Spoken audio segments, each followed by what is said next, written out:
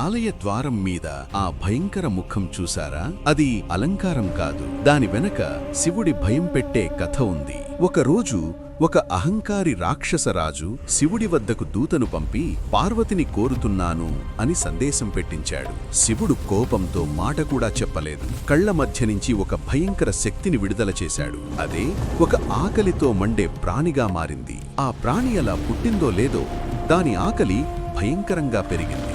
ఎదుట ఉన్నదంతా మింగేయాలన్నంత.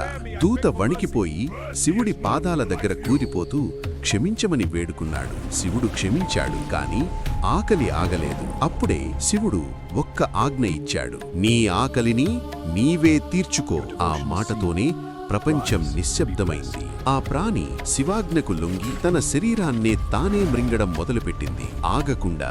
ఆగకుండా క్షణాల్లో శరీరమంతా మాయమైంది. చివరికి మిగిలింది ఒక్కటే, ఆ భయంకర ముఖం. కాని శివుడు దానికి గౌరవమిచ్చాడు. శివుడన్నాడు, నీ పేరు కీర్తిముఖం.